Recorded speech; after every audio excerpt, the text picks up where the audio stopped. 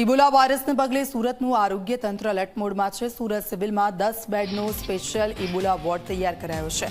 દર્દીઓ માટે એક અલગ આઇસોલેશન રૂમની પણ સુવિધાઓ ઊભી કરાઈ છે। ઇબોલા દર્દીઓ માટે અલગ ઓપીડી પણ શરૂ કરવામાં આવશે। વેન્ટિલેટર અને મોનિટર સહિતની મેડિકલ સાધનો પણ તૈયાર છે। સ્પેશિયલ લિફ્ટ અને એમ્બ્યુલન્સની પણ વ્યવસ્થા કરવામાં આવી છે।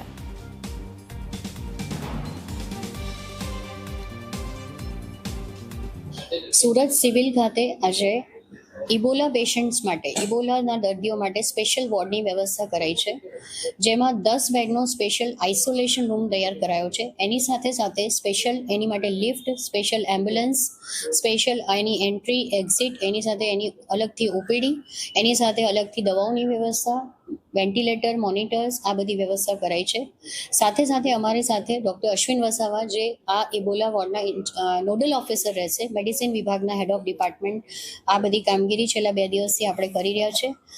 2 દિવસથી સતત તૈયારીમાં આપણી સાથે પીઆઈયુ વિભાગના બધા લોકો સાથે ડૉક્ટર કેતન નાયક, આરએમઓ, ઇકબાલ કડીવાલા, બધા નર્સિંગ સ્ટાફ, મેટ્રન, અને એની સાથે સાથે medicine department, paediatric department, anaesthesia department, microbiology અને રેસ્પિરેટરી મેડિસિન ડિપાર્ટમેન્ટના વિવિધ એચઓડી સાથે સાથે આપણી સાથે રહ્યા છે। આજે પણ 75 જેટલા ડૉક્ટર્સની ટ્રેનિંગ ચાલી રહી છે।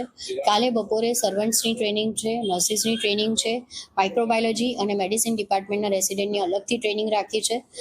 જે રીતની આપણે ગુજરાત સરકાર દ્વારા ગાઈડલાઇન્સ આવશે એ રીતે રોજને રોજ આપણે આનું અપડેટ કરીને રોજને રોજ એ પ્રમાણે કામગીરી કરી રહ્યા છે।